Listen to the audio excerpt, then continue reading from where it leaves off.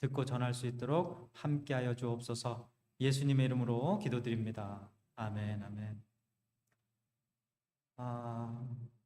오늘은 전도에 대한 6가지 비밀이라는 제목을 가지고 사도행전 강의 41번째 시간 우리 함께 말씀을 보도록 하겠습니다. 우리가 지난주에도 동일한 본문 말씀을 보았어요. 그죠? 그래서 성령님의 인도하심에 바울이 100% 순종을 했고요. 그래서 도착한 마게도냐의 첫 성읍 빌립보에서 한 여인을 만나게 됩니다. 그 여인을 성경에서는 하나님을 섬기는 자, 반개종자라고 그랬어요. 아직 구원받지 못한 반개종자. 그 여인에게 세례를 주고 그리고 그녀와 그녀의 온 가족이 다 구원을 받게 되는 그런 해피엔딩 스토리를 함께 보았습니다. 그러면서 우리가 하나님을 섬기는 자에만 머물러 있었던 루디아가 주님을 만나고서부터 주님을 섬기는 믿는 자가 되어졌던 거죠. 구원받은 자가 되어졌던 거예요. 그래서 저희가 지난주에 어떤 소원을 했었습니까? 어떤 기도를 했었습니까? 하나님, 하나님을 섬기는 자로만 머물러 있지 않게 하여 주옵소서. 나를 구원받은 자로만 머물러 있지 않게 하옵소서. 그럼 어떤 자가 되어야 돼요? 하나님을 섬기는 구원받은 자가 되게 하여 주옵소서. 우리가 그런 기도를 함께 하면서 오늘 말씀을 마무리 지었는데요. 오늘 말씀을 이렇게 쭉 보니까 오늘 내용 전체가 루디아를 전도하는 내용이잖아요. 루디아와 루디아 가정을. 이 전도에 대한 아주 귀한 가르침, 비밀이라고 표현은 했지만 귀한 가르침 6가지 정도를 제가 좀 찾게 돼서 그걸 함께 좀 나누면서 이 전도가 어떤 것이고 전도의 대상은 누구고 하나님이 전도를 하실 때는 어떻게 하시는 거고 어디에서 전도가 일어나고 뭐 이런 것들을 좀 함께 나누어 보도록 하겠습니다. 첫 번째로요. 전도는 충실한 신앙생활 중에 이루어진다. 본문 12절, 13절 말씀 보겠습니다. 거기서 빌립보에 이르니 이는 마게도냐 지방의 첫 성이요 또 로마의 식민지라. 이 성에서 수일을 유하다가 안식일에 우리가 기도할 곳이 있을까 하여 문 밖 강가에 나가. 여러분, 바울이 빌립보라는 이방인 지역에 와서도 거르지 않았던 것이 뭐였다고요? 안식일. 이 기도처에 오는 거였어요. 기도와 예배 생활이었다라는 겁니다. 만약에 바울이 긴 여정으로 뭐 피곤해서 아니면 뭐 현지 적응을 못해서 무슨 상황이 있어서 개인적인 어떤 일들이 있어가지고 기도처에 가지 못했다라면 그날 예배를 드리러 가지 못했다라면 누구를 못 만났어요? 루디아를 못 만났어요. 말씀을 전할 기회도 없었을 것이고요. 루디아가 구원받는 것뿐만 아니라 루디아의 가정이 구원받는 일들도 없었을 것이에요. 바울의 이런 충실한 신앙생활 습성이 그의 발걸음을 기도처로 향하게 했고요.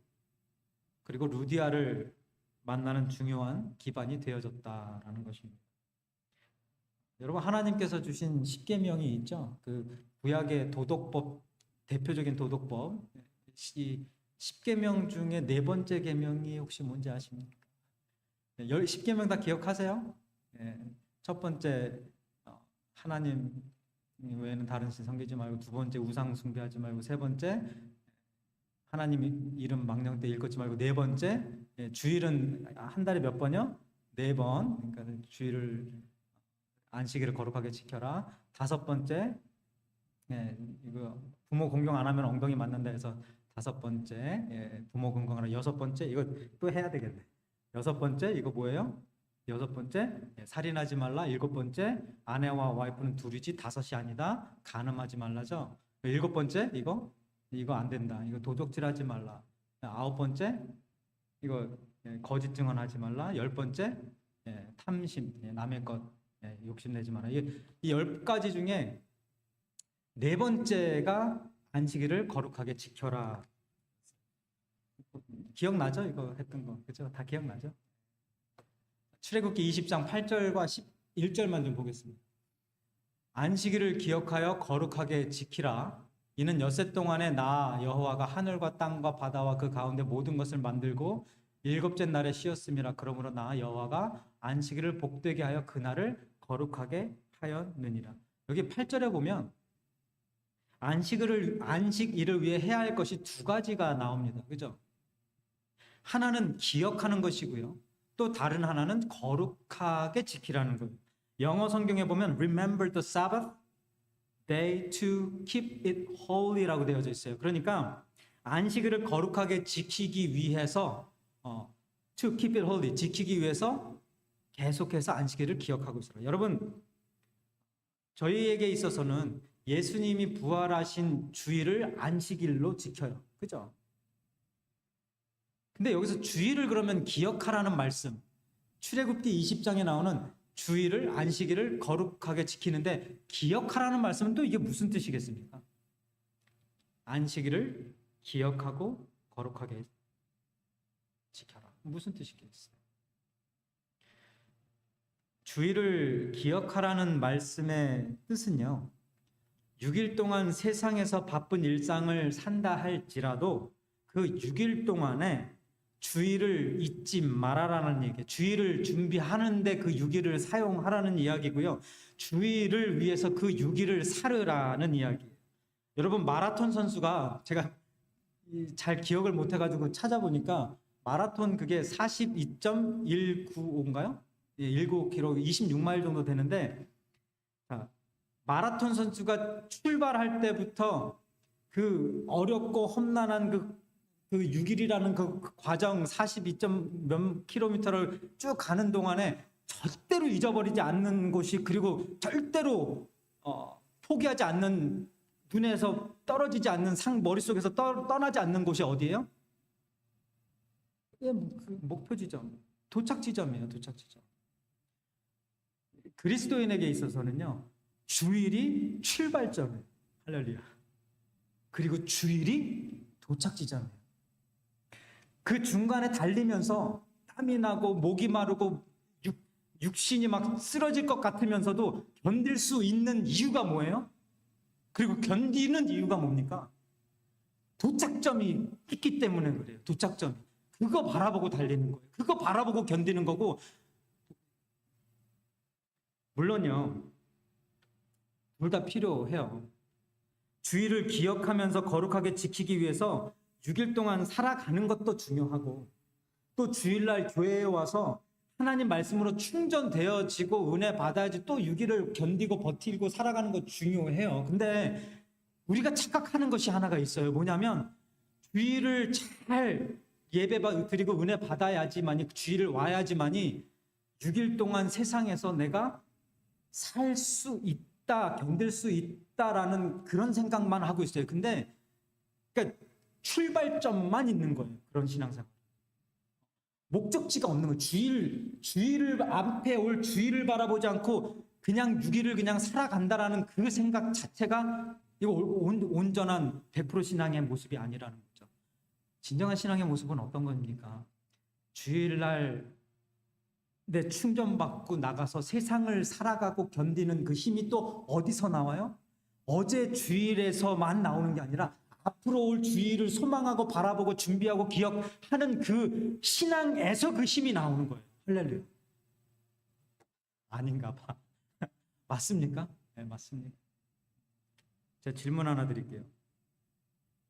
여러분은 주일을 위해 6일을 사십니까? 아니면 6일을 위해 주일을 섬기십니까? 같은 내용, 비슷한 내용 같은데 엄청 큰 차이가 있는 극과 극의 질문이에요. 주일을 위해 6일을 사는 사람은 말씀 중심, 하나님 중심, 예배 중심의 삶을 사는 사람이겠고, 6일을 위해 주일을 섬기는, 지키는 사람은 그 주 목적이 어디에 있어요? 6일에 있어요. 세상에 있는 거예요. 그 종교 생활이랑 별반 다를 바 없는 모습일 수 있다는 겁니다. 여러분은 지난 6일 동안 오늘을 기억하시면서 달려오셨습니까? 그 충실한 신앙생활, 예배생활, 기도생활 가운데 하나님이 부어주시는 역사가 있는 거예요. 그래서 온전한 신앙생활이란요, 나의 분주한 일상생활에서도 주의를 잊지 않는 것이고요, 또한 주의를 거룩하게 지키기 위해 월요일부터 토요일까지 매일매일 마라톤 선수처럼 달리면서 준비하는 것입니다. 그래서 제가 자주 말씀드렸던 거 있잖아요. 일상생활이 신앙생활이고 신앙생활이 곧 일상생활이다. 일상생활과 신앙생활은 따로 떨어져서 구별되어 있는 게 아니에요. 일상생활이 신앙생활인 거예요. 6일 달리는 거 세상을 위해서, 세상만을 위해서, 세상에 살아가고 있는, 거기서 살아남아야 될 나만을 위해서 살아가는 것이 아니라 뭐를 위해서 이 6일을 살아가는 거예요? 하나님을 위해서, 6일을, 주일을 위해서 살아가는 거예요. 이렇게 충실한 신앙생활을 했던 바울에게 하나님께서 루디아를 전도할 기회를 주신 것입니다. 첫 번째, 전도는 충실한 신앙생활 중에 이루어진다. 그리고 두 번째는요, 전도는 말씀을 증거하는 중에 이루어지는 것입니다. 13절과 14절 우리 함께 봉독하겠습니다. 거기 앉아서 모인 여자들에게 말하는데 누디아시라 있는 자색 옷감 장사로, 다시 갈게요. 13절부터 거기 앉아서 모인 여자들에게 말하는데 두아디라 시에 있는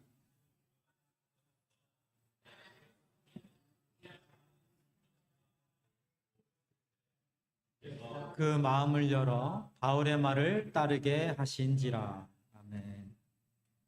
바울이 여인들에게 어떤 내용의 말씀을 전했는지 구체적으로 알 수는 없어요. 그렇죠? 근데 분명히 루디아가 바울의 말을 듣고 나서 세례를 받았다라는 그 정황으로 봤을 때, 그리고 바울이 기도처에 가서 전도할 때나 다른 곳에 가서 이야기하는 내용들을 쭉 봤을 때 분명히 복음을 전했을 거예요. 예수 그리스도의 십자가를 전했을 겁니다.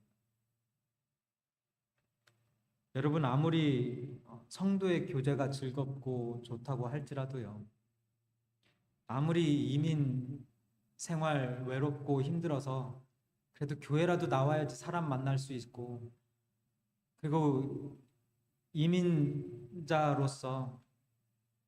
여기저기서 무시당하고 살다가 사는 그런 상황이 있지만, 그래도 주일날 교회 나오면 무슨 님이라는 소리라도 듣고 싶어서 교회 나올 수도 있겠지만, 그런 것도 어쩌면은 뭐 필요할 수도 있겠지만요. 근데 교회라는 것은요, 신앙생활이라는 것은, 성도의 삶이라는 것은 말씀 나눔, 복음 나눔이 없는 신앙생활, 말씀 나눔, 복음 나눔이 없는 예배, 어찌 하나님께서 기뻐 받으시는 예배가 될 수 있겠습니까?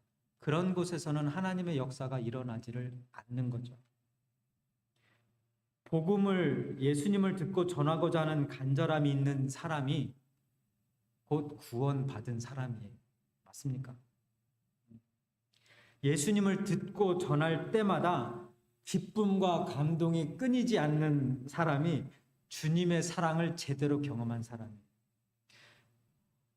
아무리 말로 내가 주님을 사랑한다고 하고 주님밖에 없다고 하고 교회를 섬기고 사람들을 섬기고 막 말씀을 묵상하고 기도를 하고 쌩 난리를 쳐도요, 복음의 나의 마음에 기쁨과 감동이 없으면, 복음의 메시지, 하나님의 메시지, 말씀으로 예수 그리스도가 내 이 심장을 뒤흔들고 내 마음을 뒤집어 놓는 그런 경험이, 그런 일들이 없으면 그 사람은 하나님의, 주님의 사랑을 제대로 경험한 사람이 아니에요. 여러분, 사랑하는 사람과 만나기 전에, 그리고 만나면 가슴이 어떻게 돼요? 심장이 콩당 콩당 뛰어요. 한번 따라해 볼게요. 콩당 콩당. 예수님의 사랑을 경험한 사람들만이 예수님의 이름이 들릴 때, 예수 그리스도의 말씀이 선포되어질 때 이 심장에서 콩당 콩당 반응이 일어나는 거예요. 예수님을 전하고 증거하면서 전도의 열매, 영혼 구원의 기적을 이루는 성도가, 그런 성도가 진짜 성도. 나는 포도나무여 너희는 가지니 저가 내 안에 내가 저 안에 거하면 많은 열매를 맺는, 나를 떠나서는 아무것도 할 수 없다. 포도나무 열매 가지에서 맺혀질 수밖에 없는 열매는 무슨 열매이겠습니까? 포도 열매, 네. 영혼 구원이라는 거예요. 근데 그 가지에서 열매가 맺혀지지 않는다. 시절이 되고 때가 되고 열매 맺힐 때가 됐는데 그곳에 열매가 없다. 마른 나뭇가지 뿐이다. 그러면 그 나뭇가지는 어떤 나뭇가지이겠습니까? 썩은 나뭇가지. 포도나무에서 떨어져 나간 나뭇가지가 되는 거죠. 그거는 그냥 기본적으로 누구나 다 아는 내용이에요. 그래서 전도라는 것은요, 예수 그리스도라는 그 복음의 메시지, 그 포도나무 줄기에, 그 포도나무에 붙어진 접붙임된 나무 가지가 경험하게 되는 일이고요. 그 전도는 말씀을 증거할 때 이루어지는 것입니다. 그리고 세 번째, 전도는 우연이 아닌 필연적 만남을 통해 이루어집니다.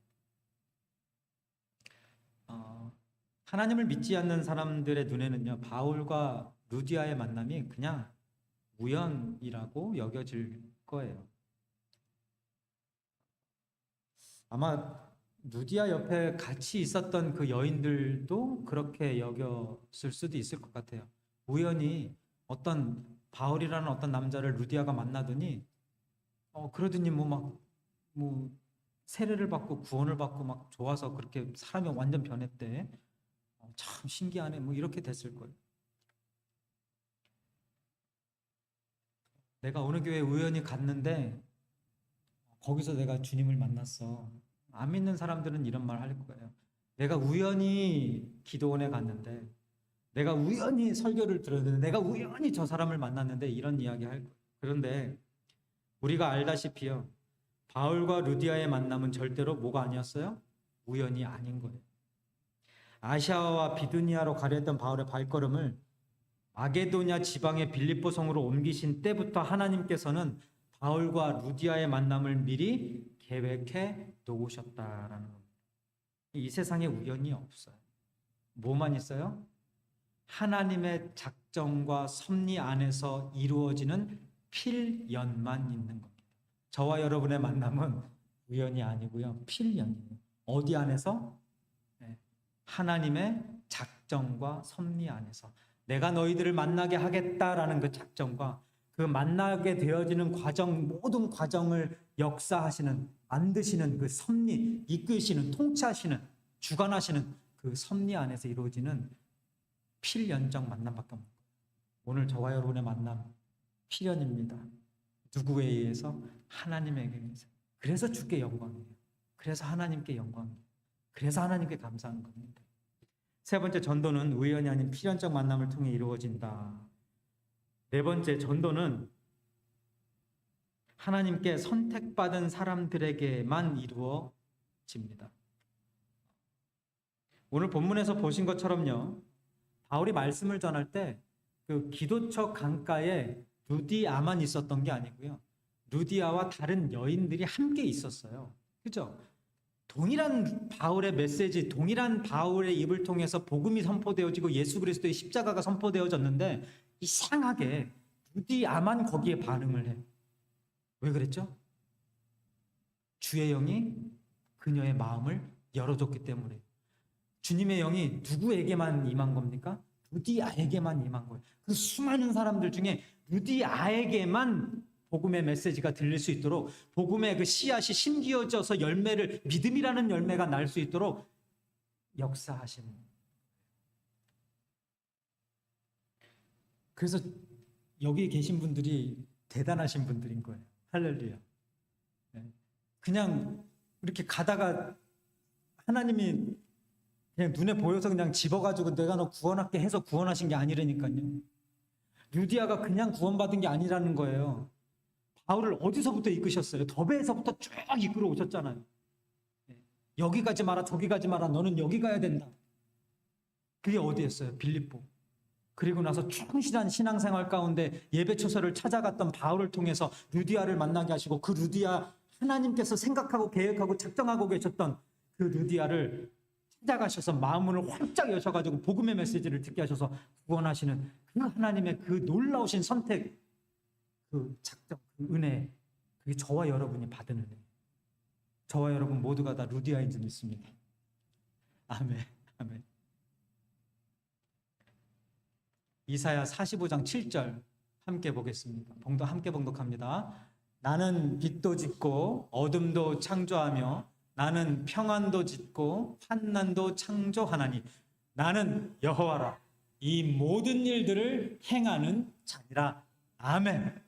이 모든 일들, 이 세상에서 일어나고 있는 모든 일들을 주관하는 자, 지금 이 순간에도 한순간도 쉬지 아니하시고 역사하시는 그분, 그게 바로 우리가 아버지라고 부르고 창조주라고 부르고 구원자라고 부르는 하나님 아버지요 예수 그리스도이신 것입니다.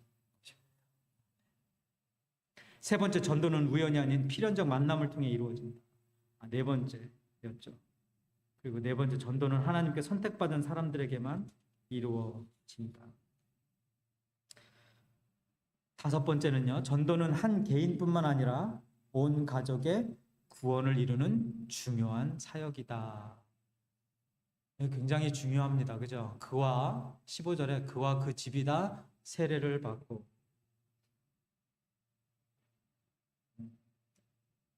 사도행전을 보면 한 사람, 특히 가장이나 아버지나 어머니를 통해서 온 가족이 다 구원을 받는 그런, 우물가의 사마리아 여인 같은 경우에는 온 동네를 다 구원하는 일이 있었죠. 근데 사도행전을만 쭉 봐도 한 사람을 통해서 그 온 가족이 다 구원받는 그런 사건들이 여러 기록되어져 있습니다. 로마 군대 장교인 가이사라의 고넬료도 사도행전 8장, 10장에 보면 온 가족이 다 구원을 받았고요. 그리고 이제 다다음 주에 좀 보겠지만 바울과 실라가 16장, 오늘 본문 16장에서 바울과 실라가 감옥에 가게 됩니다. 감옥에서 그 감옥을 지키고 있었던 간수를 구원하는 내용이 나오는데, 거기에 그 간수뿐만 아니라 온 가족이 다 구원을 받았고요. 16장이죠. 그리고 18장에 보면 해당장 그리스보라는 사람도 본인뿐만 아니라 온 가족이 다 구원을 받았어요. 여러분, 요즘처럼 자녀들의 신앙이 흔들리고요. 그리고 한 가족 다종교 시대를 살아가고 있는 지금 현 시대에 우리에게 굉장히 큰 도전을 주는 말씀이 아닐 수가 없어요. 저희가 그래서 EM도 우리 자녀들의 신앙을 위해서 그렇게 지금 2년 반 동안 달려왔고요. 지금도 그리고 앞으로도 계속해서 우리 마음 가운데 무거운 짐으로 남을 수밖에 없는 게, 또 큰 숙제로 남는 것이 우리 자녀들의 신앙에 대한 문제 아니겠습니까? 우리들이 잘못 세워놓은, 잘못 만들어 놓은 터밭에서 그 신앙생활을 해오고 거기다가 이 신앙이라는, 믿음이라는 그 집을 짓고 살아가라고 하는 그 우리 기성세대들의 그 입장이 너무나 미안해요. 우리 아이들한테 너무나 미안해요. 다 망가뜨려 놓고, 다 뒤집어 놓고, 다 지켜놓고, 너희들이 그거 다시 세워놓으려, 이런 마음 같아서 되게 미안하고. 여러분, 루디아의 가족들에게 말씀이 전해질 때 하나님께서 루디아를 말씀의 통로로 사용하셨듯이요, 부모된 저와 여러분을 통해서 하나님의 말씀이 우리 가정으로 이렇게 스며 들어가야 되는 것이 맞는 것 아니겠습니까? 그죠? 그걸 못했던 것 같아요. 저도 마찬가지겠지만 제 주위에 있는 목사님들, 선배 목사님들 쭉 이야기를 들어보면 교회에서는 열심히 사역을 했는데 가정 사역을 제대로 하지 못해서 많이 후회하는 분들이 계세요. 말씀이 가정으로 우리 자녀들에게로 흘려 들어가지 못하는. 근데 더 안타까운 건 뭐냐면 목회자들도 교회에 나와서 열심히 사역하고 섬기면서 자녀들 섬기지 못했는데요. 교회 중직자들도 마찬가지. 교회에서 열심히 봉사하고 사역하는 사람들도 마찬가지더라고. 교회에 와서는 열심히 하는데 집에 가서는 말씀의 통로가 되어지지 못하는 안타까운 일이죠. 저와 여러분이라도 우리 바인교회라도 또 앞으로라도 교회에서뿐만 아니라 가정에서도 말씀의 통로로 쓰임받게 되어지길 축원드립니다. 5번째, 전도는 한 개인뿐만 아니라 온 가족의 구원을 이루는 중요한 사역이다. 마지막 6번째는요, 전도는 섬김이라는 열매를 맺는다. 지난주 설교 제목이 뭐였습니까? 하나님을 섬기는 자에서 끝났어요? 하나님을 섬기는 구원받은 자였죠. 이 구원받은 자에게서 나타나는 가장 대표적인 모습, 반응 중에 하나가 섬김, 이 전도의 열매라는 15절 다시 한번 보겠습니다. 그와 그 집이 다 세례를 받고 우리에게 청하여 이르되 만일 나를 주 믿는 자로 알거든, 내가 이제 구원받은 자로 여겨지거든, 하나님의 은혜를 받은 자로 여겨지거든 내 집에 들어와 유하라 하고 간권하여 머물게 하니라. 온 가족이, 본인도 구원받고 온 가족이 구원받고 나서 처음으로 바울에게 한 것이 무엇이었어요? 간권하여 우리 집에 머물게, 우리 집에 오세요, 섬기겠습니다, 나누겠습니다. 이게 뭐예요? 섬김이라는. 질문 드릴게요. 구원받은 사람에게서 나타나는 대표적인 증상, 반응이 있어요. 첫 번째는 뭐예요? 뭐였습니까? 섬김이었어요. 섬길 수밖에 없어요. 하나님의 사랑을 받고 나면요, 내가 하나님에게 무엇을 해야지 될까? 어떤 것을 하나님이 기뻐하실까?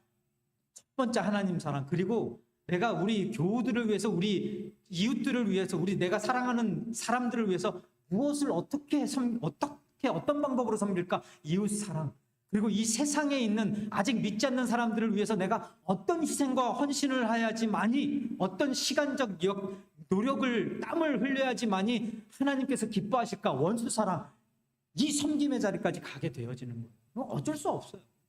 그냥 나타나는 자동 automatic response, 자동적 반응인데 그걸 뭐 어떻게 하겠어요? 하나님 만난 사람.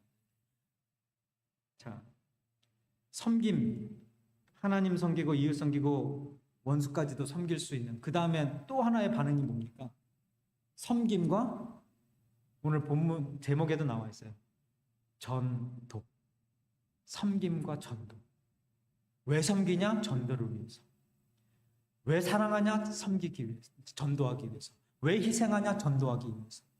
영혼 구원 아닙니까? 다 아시는 내용이니까 더 말할 필요가 뭐가 있겠습니까? 6번째, 전도는 섬김이라는 열매를 맺는다. 이제 여러분들에게 질문 하나 던지면서 이제 말씀을 마무리 짓겠습니다. 바울이 루디아를 전도하는 이 짧은 말씀 통해서 우리가 사실 깨달을 수 있는 게 너무나 많아요. 이 안에 정말 지금 6가지밖에 나누지 못했지만 더 많은 내용들이 있어요. 그런데 질문은 이거예요. 이 오늘 본문에 나오는 수많은 사람들 중에 여러분들 머릿속에 남는 사람들, 여러분들의 시선이 가는 사람은 어떤 사람이었습니까? 충실히 신앙생활을 하던 바울에게 여러분들, 나는 참 이 충실히 신앙생활하는 바울의 은혜를 받았다. 아니면 기도처에서 바울의 말씀을 듣고 구원받은 루디아에게 여러분의 시선이 가십니까? 또는 안타깝게도 동일한 장소에서 동일한 곳에서 동일한 복음의 메시지를 들었음에도 불구하고 루디아처럼 구원받지 못했던 그 다른 여인들이 여러분들의 시선을 사로잡습니까? 일단은 요 세 번째가 저의 마음에 가장 많이 안타까움으로 다가와요. 저 사람들도 구원받았으면 얼마나 좋았을까? 저 사람도 루디아처럼 말씀의 통로가 되어져서 그 사람뿐만 아니라 그 사람의 가정까지도 다 구원받았으면 얼마나 좋을까, 이런 생각 드는 거죠. 그러면서 우리 교회 성도님들하고 이렇게 생각이 나는 거예요. 하나님, 우리 교회 모든 바인교회 모든 성도님들을 다 루디아가 되게 하여 주옵소서. 혹시라도 아직까지 루디아가 아닌 누군가가 있으면 오늘 하나님 마음을 열어 주옵소서. 근데 이 루디아 옆에 있었던 그 여인들보다 저와 여러분이 더 우리의 시선을 고정해야 될 곳이 그분이 누구이겠습니까? 바로 루디아를 선택하고 그녀의 마음문을 열어서 그녀와 그녀의 가정을 구원하신 우리 주 예수 그리스도에게 우리의 모든 시선이 사실은 가야 되는 겁니다. 그래서 이런 기도를 하게 되는 거예요. 하나님, 내가 할 수 있는 일 없습니다. 하나님, 내가 무엇을 할 수 있겠습니까? 루디아를 찾아가셔서 그녀의 마음을 열어주신 것처럼 우리의 마음 열어주옵소서. 우리 자녀의 마음 열어주시고, 우리 가정의 마음 열어주시고, 우리 교회의 마음 열어주시고, 우리 바인교회가 루디아 구원받는 전도 사역에 쓰임받는, 모든 이 세상의 루디아들에게 복음을 전하는 통로로 쓰임받는 그런 귀하고 복된 교회와 우리 바인교회 모든 성도님들과 우리 재건에 속한 모든 성도님들 되게 하여 주옵소서. 기도하겠습니다. 하나님,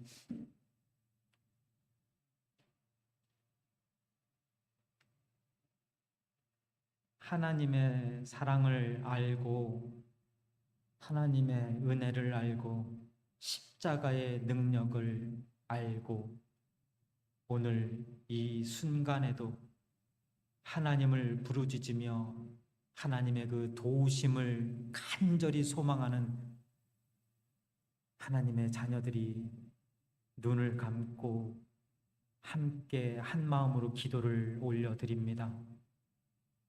우리도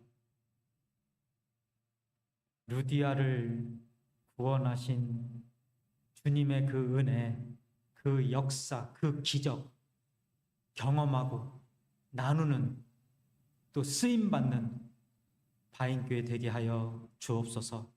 감사드리며 예수님의 이름으로 기도하옵나이다. 아멘.